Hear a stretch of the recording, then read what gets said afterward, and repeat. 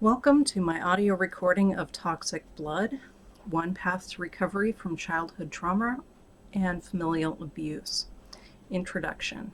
Advice given to those suffering emotional abuse and neglect far too often emphasizes how to ignore the trauma and seek reconciliation no matter what, an approach that all too often hinders healing and perpetuates abuse cycles. Instead, we need to teach how to discern whether relationships are repairable or it is best to walk away.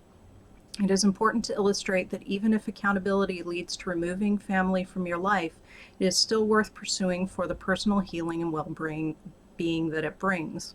It is important to give voice and lend courage to people who are having difficulty identifying abuses, placing clear boundaries, and cutting off unrepentantly toxic people from their lives. I am speaking not just to those whose abuses were obvious and acknowledged, but to those who suffered in miserable silence, unaware that what they endured was not okay and should not be normal.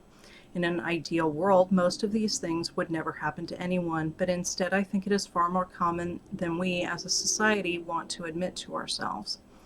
I contemplated for a great many years before deciding to embark upon writing out my story. It would be a hard pill for many people mentioned herein to swallow, and I had a great many insecurities and doubts. Would anyone outside my family even want to read it? Would it have any value outside myself? Would the process of writing it be cathartic, or would it result in drowning in the poisoned water that had already passed under those burned bridges, or some combination of both? Would my personal narrative distract from others who suffered more obvious and egregious abuses?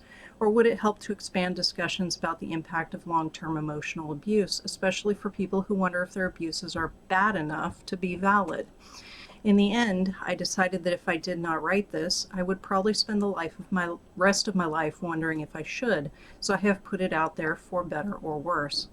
This material is a memoir about the abuses and traumas I endured as a child through adulthood, mostly from my immediate family. In it, I describe how I found myself despite the actions of my family and provide a critical examination of how their behaviors and words affected me. I lay out as many details as I can about my own thoughts and emotions, especially regarding why I stayed in abusive dynamics for as long as I did and how I eventually broke free from them. I delve into my understanding of the motivations, potential thought processes, and shortcomings of my family members as I seek to make sense of the senseless neglect, constant lies, and unending manipulation. In doing so, I hope to make sense of such behaviors for others as well. When I started writing this memoir, it was with the caveat that I might or might not actually finish it and publish it for the world to read. There are a lot of things about my childhood and youth, a great many interactions with my family, that repeatedly turned circles in my brain. I believe that happened because I never had closure with my blood family, and due to ongoing staunch denial, I expect I never will. As a young adult, I realized that seeking any sort of apology or even acknowledgement from them would only lead to more lies, further gaslighting, and other emotionally abusive and manipulative behaviors. Any chance for closure comes solely from me, so my brain did this cyclical dance, seeking closure from re-examining scenarios and re-evaluating particular events. I would contemplate the things I wanted to say and what had happened, things I wanted to tell my family and have them understand without deflecting, denying, excusing, or gaslighting to dismiss their problematic behaviors and make themselves out to be the victims of baseless accusations. The monologues danced circles, desperate for an outlet that was never going to happen, because I knew the people who most needed to hear and understand my perspective would double down on the gaslighting rather than admit any wrongdoing. It was not healthy for me. It was not accomplishing anything. It just kept the wounds open, scrubbing them so frequently they could not finish healing. I started writing this memoir because I needed to create a new outlet. I needed to write down the events and give them solidity so they would no longer dance circles in my brain like a caged animal. When I started, I did not know if it would be enough to write down a few events or if I would need to share it with the world. I did not know if it would be a healthy release or if it would just become a new unhealthy obsession, another circle for my brain to pace. Writing this memoir was exactly what I needed to do for my own sanity and healing, including finishing and sharing it. Not only did writing my story give solidity and validity to my experiences with my family, but it allowed me to explore them in greater depth and look beyond the major points that had previously been my focus. It allowed me to understand myself, my resilience, in ways that I could not otherwise have been possible, and through That understanding achieved greater healing and peace of mind. My abuses were mostly emotional and neglectful in nature. Aside from a few spankings with a belt as a small child, I was never hit. I was never yelled at until I was grown and started placing boundaries. I never experienced any of the obvious abuses, which immediately throw up flares and are easily identified. No, the abuses I experienced were far more insidious than that. They were dismissal disguised as love. They were constant lying to hide selfishness. They were constant manipulation and gaslighting. They were behaviors that were easy to dismiss and excuse as individual events, but because they were pervasive and ongoing, they were tremendously damaging. I will carry the scars of that damage with me for the rest of my life. When I look back on my life, I do not think about it in linear terms. I see a vast interconnected web of people and places and events that all influence each other, with threads that meander around, perhaps disappearing for a time, only to rise back to the surface and make themselves known once more. As with my memory, you are not going to find a neatly laid out chronological accounting of my life story, but perfect chronology is not important to understand my story and what I wish to convey. There is some dark humor and brevity to be found in the content to follow, but for the most part there is little to laugh at. I have never found humor in comedies, which derive their laughs from the foibles of dysfunctional and abusive relationships. Those dynamics hit far too close to home for my taste. When they are played for laughs, it dismisses the severity of the emotional trauma which is inflicted upon the victims. It teaches real-life victims that their abuses are not a big deal, they should laugh it off, and there is something wrong with them if they cannot do that. Presenting trauma as nothing more than a laugh track easily adds to the spiral of self-doubt which typically haunts victims of emotional abuse. Like comedies featuring abusive dynamics, empower the abuser with social sanctioning that their behaviors are acceptable and normal, and establishes that they should always be forgiven even when they go too far. The first 3 chapters of this memoir will take you on a tour of the foundations of my understanding of self and others. They inform some of my fundamental perspectives, which have shaped how I deal with the circumstances in my life. Without that foundations, the actions I took and my reactions to events would potentially make little sense. The first 2/3 of the memoir alternates between heavier and lighter subjects, bouncing backward and forward in time to explain different aspects of my upbringing and home situation growing up, and provides some insight into my parents' priorities and neuroses. Most of the events I describe are individually understandable and excusable, but when taken as a whole, it creates a staggering picture of pervasive neglect, emotional manipulation, and emotional abuse.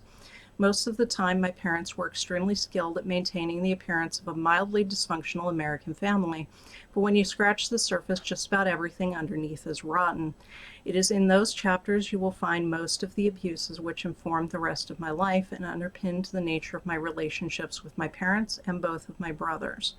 It is nowhere near comprehensive. I could probably double the size of my memoir trying to include everything, but I believe you will find enough details, big and small, to provide perspective on just how damaging even understandable behaviors can be when they are pervasive. In the last part of the memoir, I outline some of the most objectively damaging behaviors enacted by my parents and older brother, and describe in detail how I came to remove my birth family from my life once and for all. Struggling against my abusive family and working to heal from emotional trauma are worthwhile but also painful and lengthy tasks. The path of least resistance for abuse victims is to stay in abusive situations, and it is an incredibly difficult thing to break away from. Healing and maintaining boundaries is an uphill battle with many pitfalls and setbacks, and, at least in my case, agonizingly little to lighten the mood. Despite that, I would not change my decision to work on healing and being whole. I would not be the person I am without that decision and the perseverance to see it through. The only thing I would change is that I wish I had kicked my abusers to the curb sooner, but that is easy to understand in retrospect. In the moment, it is an agonizing and intimidating prospect, and it is easy to wonder if you are judging too harshly or being too sensitive. If it were easy to leave abusive situations, more people would do so, and quickly. There's nothing easy about it, and that was the hardest part of the book for me to write. So you will find very few names in the context to follow. Instead, I refer to most people by titles I have given them, which are derived from the roles they played in my life. In doing so, I seek to protect myself from the guilty and others who might prefer not to be mentioned, some of whom are doubtless upset about my public admission of past abuses I expect them to deny to their dying breaths. Also, there is something strangely satisfying in denying my family the recognition and respect that proper naming grants. But this memoir is not for them, because if they were willing to hear me, this memoir would never have needed to be written. First and foremost, it is for me, and it is for any other people who find value in my story and perspective as someone who was raised with constant emotional abuse and manipulation. It is for those who struggle with the lifelong damage caused by familial abuse that they might find the courage to set boundaries and walk their own path to recovery. My story is for those who want to better understand how familial and childhood trauma impacts people for the rest of their lives. If you find my story resonates with you, know that you are far from alone. Yes, your hurt does matter, and if you are angry about your abuses, you have every right to be. Abuse does not have to be legally actionable to be valid and cause lifelong trauma. It simply must cause damage to the victim. If I can give voice to other people who are having difficulty identifying the abuses in their lives, placing clear boundaries, and cutting off unrepentantly toxic people from their lives, I think that is a wonderful thing. The kinds of abuses I endured are anything but uncommon, but Western culture usually reinforces gaslighting and discourages victims from putting up healthy boundaries, especially when the abuser is family. When we do attempt to place boundaries that inevitably upset abusers, we are expected to have sympathy for their situation instead of our own. We are expected to put them first and compromise our boundaries, even though that perpetuates abusive situations and prevents healing. I completely cut off my immediate family in 2016. That is what I needed to do for my health and sanity, and it should have happened more than a decade earlier. Even if they did change, however unlikely that is, it is no longer my problem or my solution. There are too many years of toxic and abusive interactions and too many years of chronic lying for it to be worth the risk. Those waters are too tainted, too poisoned for anything healthy to grow there. Years ago, when I gave them another chance, they continued shitting in the pool like that was normal and acceptable, because to them it was. They just made sure to do it when they thought I was not looking, because they knew I disapproved and might leave them over it. They are not the only ones. It is staggering and disheartening how common it is for parents to behave similarly to mine, and for the most part, American society lacks any tools or supports or education that might help those who were emotionally abused as children identify and recover from abuses. I'm putting my story out there to help others find a way to help them know they are not alone. I want them to know that they are valid in demanding respect and placing boundaries. I want them to know it is reasonable to walk away altogether should they decide that is what is best for them. To those who would criticize me of speaking ill of others, if you do not want people to say bad things about you, don't behave badly. This is my life, my story, and my right to tell it.